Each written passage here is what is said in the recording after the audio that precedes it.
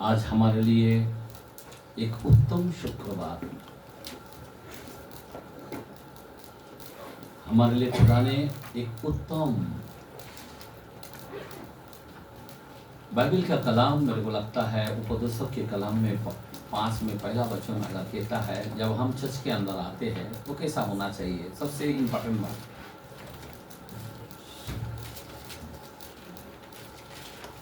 Yes 5 में पहला वचन, जब तू परमेश्वर के भवन में जाए। 1 मिनट, क्या बोलता है? देखो हमारा एंट्री जो होता है कैसा होना चाहिए। जब तू परमेश्वर के भवन में जाए तब सावधानी से चलना। कैसा? सावधानी से चलना। कैसे चलना? सावधानी। आपका चलना मतलब रहना, उठना, बैठना, सुनना एकदम सावधानी से होना, बराबर। प्रभु सिखाता है कि चर्च के अंदर कैसा होना है। आगे पढ़ो। सुनने के लिए। क्या? किसके लिए? सुनने के लिए। किसके लिए? सुनने के लिए। समीप जाना। कैसा जाना? कैसा जाना? नजदीक आना है। कोई लोग पीछे ही रहता है, नजदीक आना। आमेन, आमेन। आमेन। मतलब खुदा क्या बोलता है? परमेश्वर का वचन अपने अंदर बराबर डालना चाहिए। आमेन, हालेलुया। वचन इंपॉर्टेंट है। आगे बढ़ो। मूर्खों के बलिदान चढ़ाने से उत्तम है। हाँ, मूर्खों के बलिदान चढ़ाने से उत्तम है। उत्तम है, क्योंकि वे नहीं जानते वो नहीं जानते कि बुरा करते हैं। हाँ, बुरा करते हैं। बुरा करते हैं। आमेन, आमीन। हालेलुया। अभी आज ध्यान देना, चर्च के अंदर हम हमारा खुदा जो है उन्होंने बलिदान दिया है। आमेन, बराबर ना। ऐसे तो संसार में बहुत से लोग पकड़े जाते हैं अपने पाप के कारण, जुर्म के कारण, लेकिन ये जो बलिदान है, हाँ, किसके लिए? हमने अभी कलाम में क्या पढ़ा, बराबर ना? क्या पढ़ा? अभी जरा आप और हम जरा ध्यान देना, बहुत ही इंपॉर्टेंट है। अभी हमने यहाँ पे 7 शब्दों के बारे में हमने देखा। आज 7 शब्दों में कई तरह का से बात किया। मैं हर साल एक विषय लेके बोलता था। मेरे को लगता पिछले जो गए साल मेरे को लगता क्या वचन दिया था, शायद मैं प्यासा हूँ, उसका वचन दिया था। पर इस साल वो वचन नहीं दूंगा, लेकिन उसका रेफरेंस बहुत से वचन से मैंने बात किया। आप अगर लिखते हो ना, पेन पेपर, चर्च के अंदर आते ना, तो आपके पास एक पेन चाहिए, एक बुक चाहिए लिखने के लिए।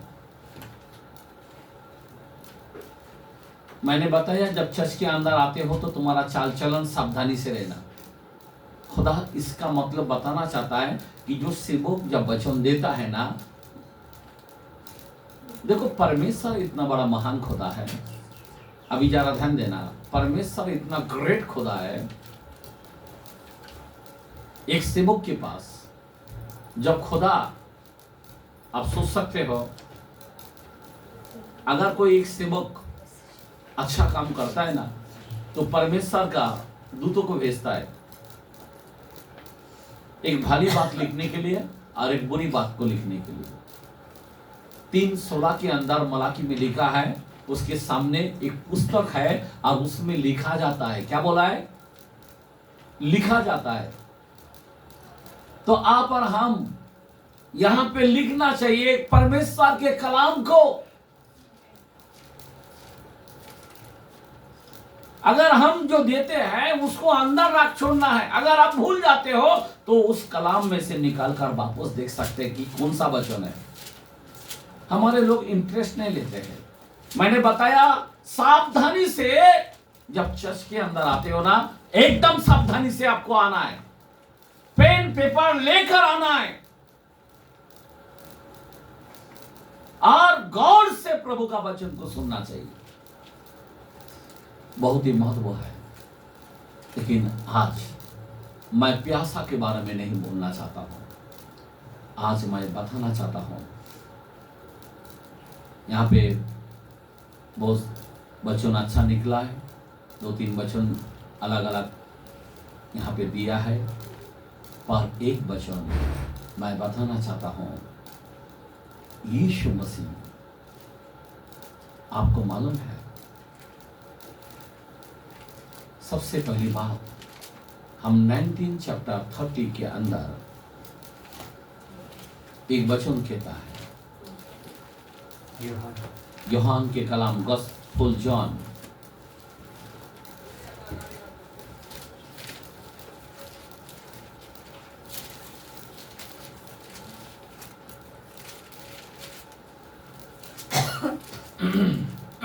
Yes 19 chapter 30। जब यीशु ने वह सिरका लिया वो सिरका लिया तो कहा पूरा हुआ और सिर झुकाकर प्राण त्याग दिए।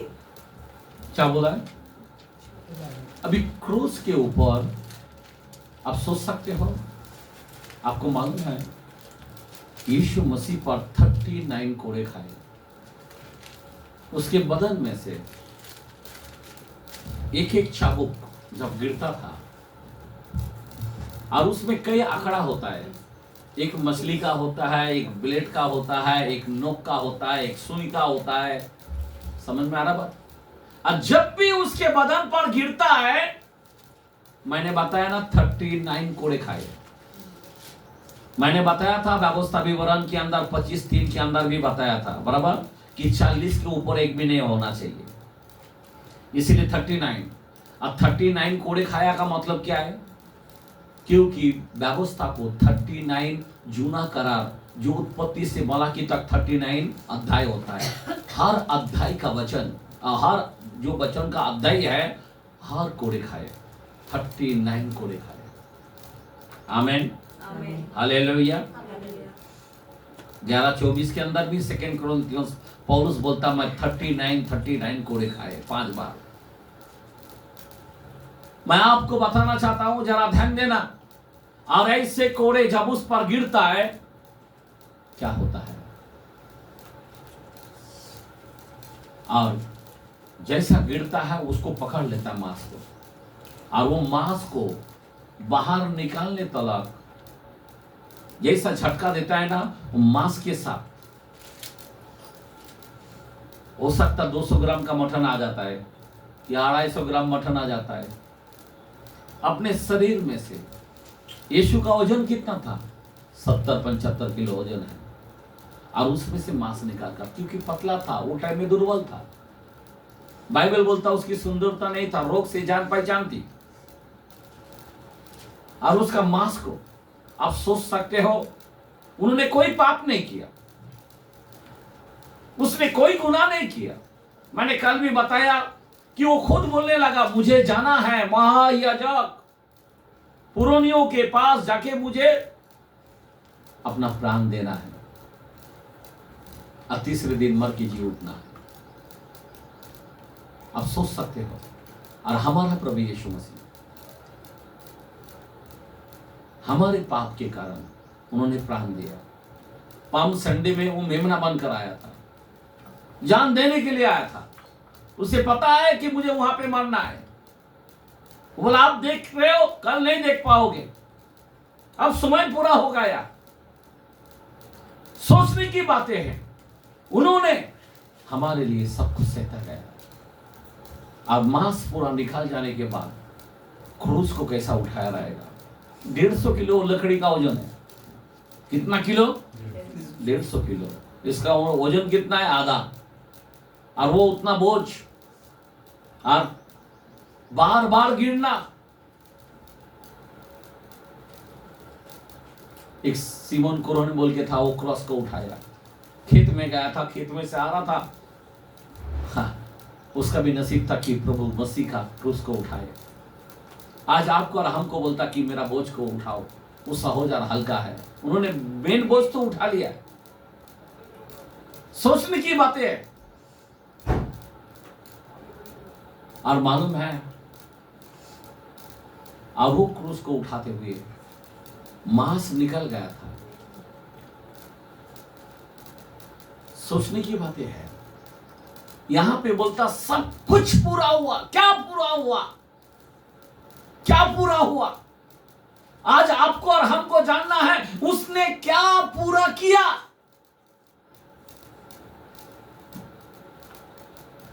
आपको मालूम है यीशु मसीह ने क्या पूरा किया?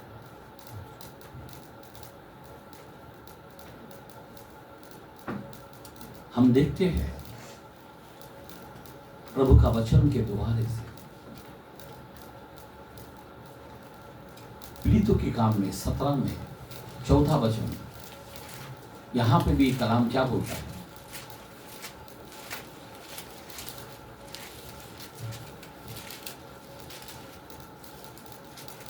यस, किंतु सॉरी, अपना जॉन 17 का, सॉरी मेरा मिस्टेक हो गया। यूहन्ना के कलाम में 17 का 4 वचन, जो कार्य तूने मुझे करने को दिया तूने मुझे करने को दिया है उसे पूरा करके मैंने पृथ्वी पर तेरी महिमा की है। आइए ताली मारेंगे, हालेलुया। मैंने पूरा पृथ्वी पर तेरी महिमा किया है, मैंने पूरा किया है। इसीलिए क्रूस पर कहा पूरा हुआ। आदि संसार में हम लोग बोल नहीं सकता पूरा हुआ। हम बोल नहीं सकता कि मैंने सब कुछ पूरा किया। एक ही दुनिया के अंदर है जो जिसने पूरा किया। एक ही व्यक्ति है जो निर्दोष, उसका नाम है यीशु। एक ही व्यक्ति है जो जिसने पाप नहीं किया, कभी पाप चखा नहीं है, उसका नाम है यीशु। आमीन, हालेलुया। एक ही व्यक्ति है जो जगत के लिए जब रक्त बहाया और वो है प्रभु यीशु।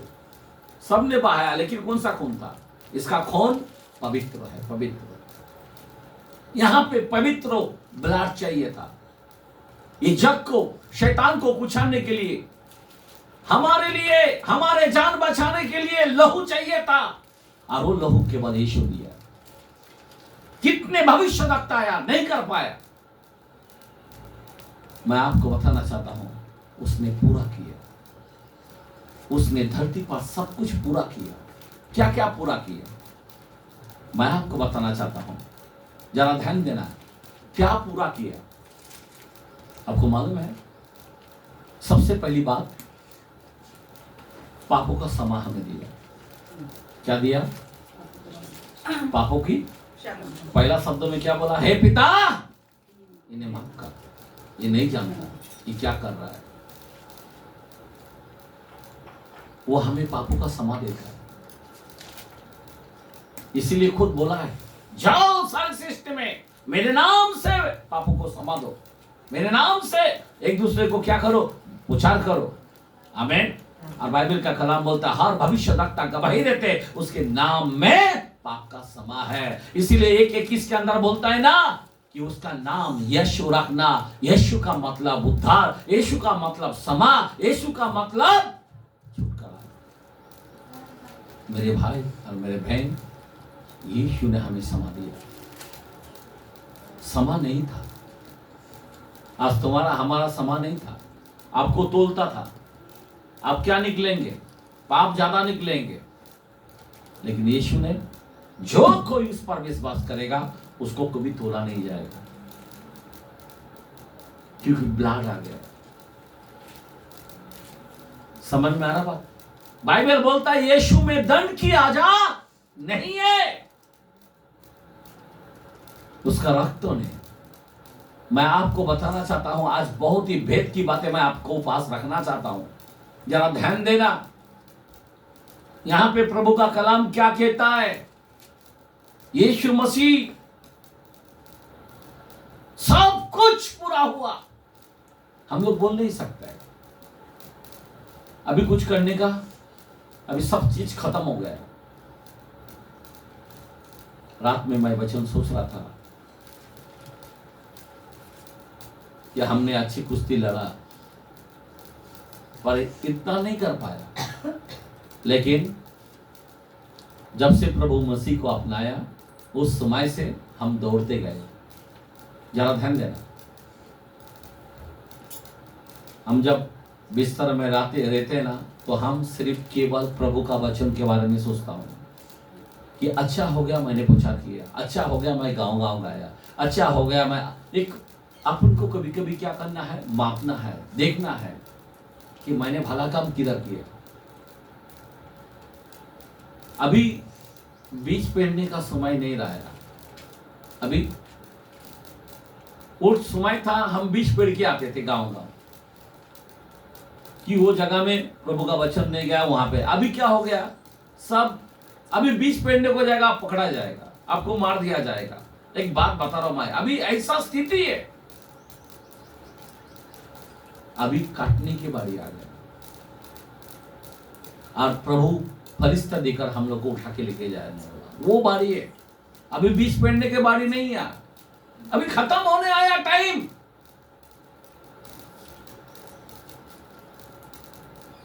लेकिन हम लोग सिर्फ बीज ही पेड़ा, लेकिन प्रभु ने क्या किया, हमें समा दिया। क्या दिया? समा दिया। हम कितने गुनाहगार लोग थे, लेकिन खुदा ने हमको चुना, खुदा ने हमको ठहराया, खुदा ने हमको अधिकार दिया, खुदा ने हमको पुत्र कहा, हमको हक मिला, वो हमारा पिता। कितनी बड़ी बात है। ऐसा समा दिया कि हम उसको पिता बनने के लायक बन गए, वो हमें पुत्र बना लिया है। कितने बड़ा अधिकार दिया है। आज हम प्रार्थना करते, लोग चंगाई मिलता है। आमेन, बोला आमेन, हालेलुया। एक पाकिस्तान का था, एक जवान लड़की था, आप यकीन नहीं मानेंगे। तो उन्होंने एक इंग्लैंड का एक बंदा था, एक पास्टर था, तो उनको फोन किया। तो उनका तकलीफ जो है, जो इवल स्पिरिट उसको रात को पकड़ने का, और उसको सोने नहीं देते थे, कई साल से होते आ रहा है।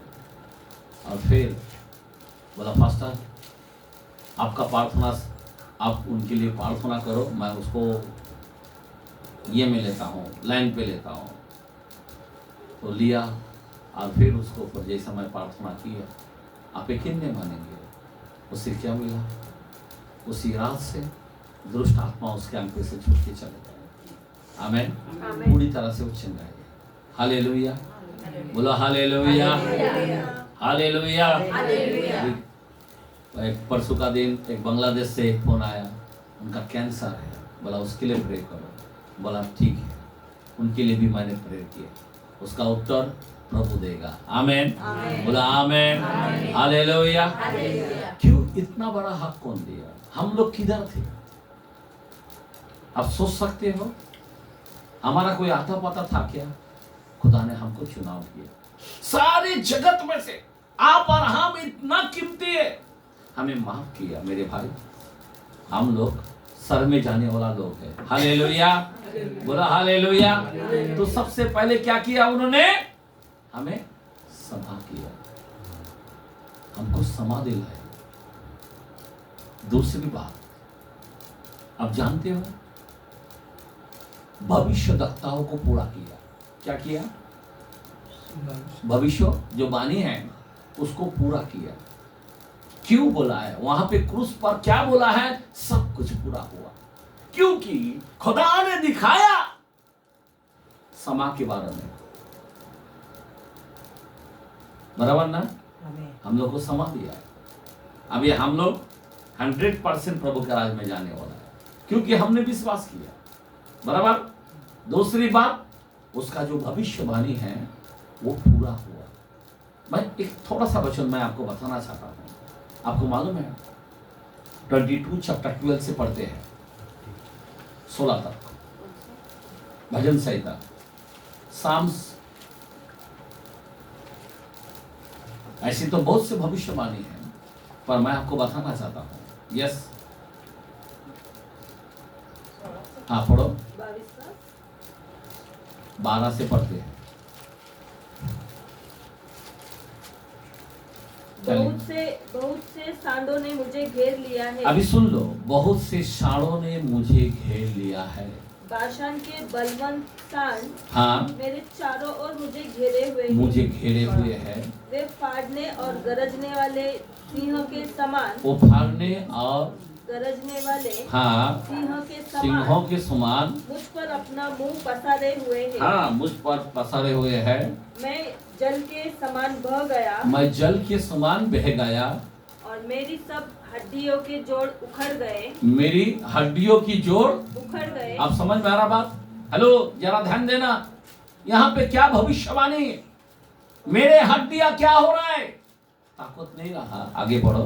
मेरा हृदय मोम हो गया, मेरा हृदय मोम हो गया, वह मेरी देह के भीतर हाँ, पिघल गया, मेरे देह के भीतर पिघल गया, मेरा बल टूट गया, मेरा बल टूट गया, मैं ठिकरा हो गया, मैं ठिकरा हो गया, हाँ आगे, और मेरी जीभ मेरे तालू से चिपक गई। और तू मुझे मारकर मिट्टी में मिला देता है, क्योंकि कुत्तों ने मुझे घेर लिया है। किसने घेर लिया है? कुत्ते ने मुझे घेर लिया है। आगे, कुकर्मियों की मंडली मेरे चारों ओर मुझे घेरे हुए हैं। वे मेरे हाथ और मेरे पाँव छेदते हैं। मैं अपनी सब हड्डियां मैं गिन सकता हूँ। वे मुझे देखते और मजाक उड़ाते हैं। हाँ, वो मेरे वस्त्र आपस में फाड़ कर बांटते हैं, और मेरे पहरावे पर चिट्ठी डालते हैं। आमीन, हालेलुया। आगे, परंतु हे यहोवा तू दूर ना रह। बस छोड़ दो। ओके, यहाँ पे कलाम क्या बोलता है? किसके बारे में भविष्यवाणी? आप समझ में आ रहा बात? किसके बारे में?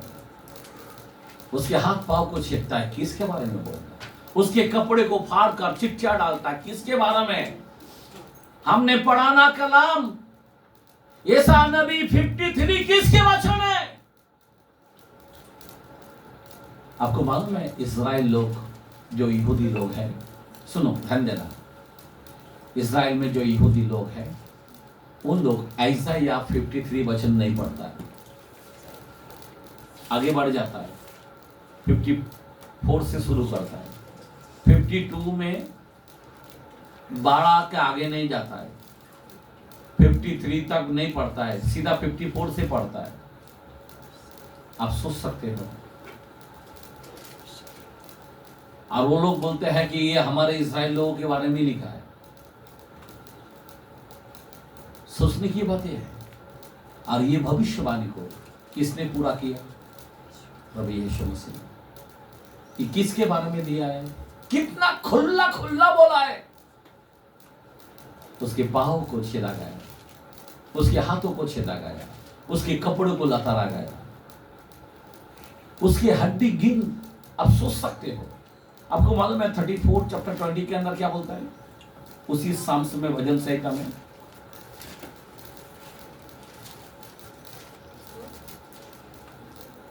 क्या लिखा है? 20।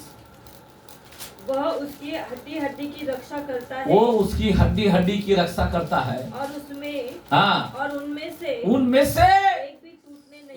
भी टूटने नहीं पाएगी। ये प्रभु का कलाम है। अभी इतना मारा, इतना पटकाया, आपको मालूम है हड्डी टूटा क्या? जो प्रभु का वचन है ना, वो पूरा हुआ। आप सोच सकते हो, वो क्रूस को लेकर गर्दी ने एक बार गिरा दिया, मालूम है?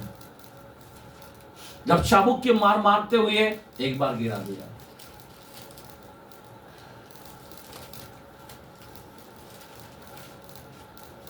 आप सोच सकते हो, इतना उठा उठा के पटका, लेकिन उसकी एक भी हड्डी नहीं टूटा। हड्डी दिख रहा था, क्योंकि क्रूस पर जो है ना, जब क्रूस को लेके जा रहे थे, उसके शरीर पर रखा था ना, अभी मांस रहा तो वो क्रूस उसके कंधे पर रह सकता है, लेकिन मांस निकल गया, हड्डी दिख रहा था, यही कलाम बता रहा है। और फिर वो क्रूस क्या हो रहा था, स्लिप मार रहा था, इसलिए गिरता था।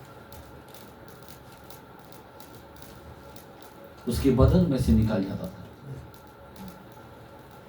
हमारा प्रभु सैतान है।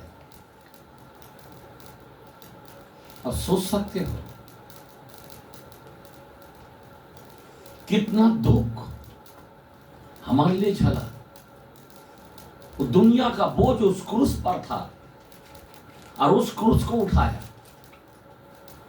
उसकी हड्डी गिन सकता था, लेकिन उसको इतना मारा, इतना चाबुक मारा, इतना पटकाया। बाइबल का शब्दों कभी इधर नहीं उधर नहीं होगा। बाइबल बोलता आसमान जमीन टल जाएगा, मेरा एक बिंदु भी नहीं टलेगा, वचन नहीं टलेगा। और यहां पे लिखा उसका एक भी हड्डी नहीं टूटा।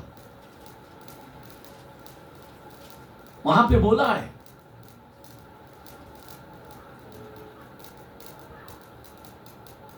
उसने कहा सब कुछ पूरा हुआ। ये पूरा भविष्यवाणी जो है उन्होंने पूरा किया। आमीन आमीन हालेलुया। क्या पूरा किया? ये भविष्यवाणी को उन्होंने पूरा किया। आप सोच सकते हो जो कलाम जब वो पढ़ते थे, अब देखो खोजा क्या कलाम पढ़ रहा था, आइज़ाया 53। आमीन आमीन। क्योंकि इंपॉर्टेंट 53 एक ऐसी अध्याय है, आइज़ाया का 53 यीशु के बारे में पूरा भविष्यवाणी है। पूरा यीशु के बारे में भविष्यवाणी है।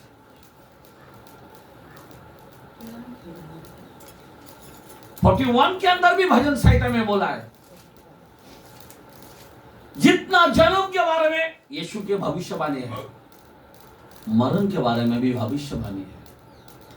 पकड़ा जाएगा, हड्डी ऐसा होगा वैसा होगा, क्या क्या A to Z उस भविष्यवाणी को यीशु ने पूरा किया। अब सोच सकते हो हमारे लिए वो सहता गया, हमारे लिए दुख उठाता रहा, अरे भविष्यवाणी को पूरा किया। अब तीसरा जो है, तीसरा क्या है? उद्धार। आमीन। तीसरा क्या है? उद्धार के बारे में लोगों को उद्धार कराया, बीमारी से आजाद किया है, मुर्दों को जिंदा किया है, लंगड़ों को चलाया है। आमीन आमीन। और हमारा नाम जीवन की पुस्तक में चलेगा। आमीन। अगर हम मर भी जाएगा तो भी हमारा उद्धार होगा। जैसा यीशु मरा और जी उठा, वैसा ही हमारे अंदर एक आशा हमको दिया है। जैसा मैं जी उठता हूं वैसे तुम भी जी उठोगे। आप सोच सकते हो हमारे लिए एक उद्धार, ये तीन चीज को उन्होंने पूरा किया। ईसाया 53:11 के अंदर क्या बोलता है? ईसाया 53:11 में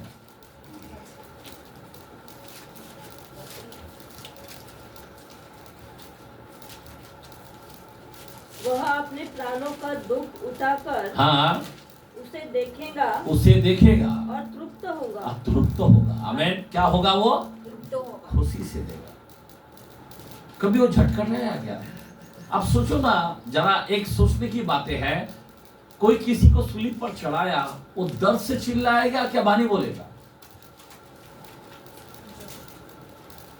अगर मांस निकल जाता है, ब्लड निकल जाता है, तो वो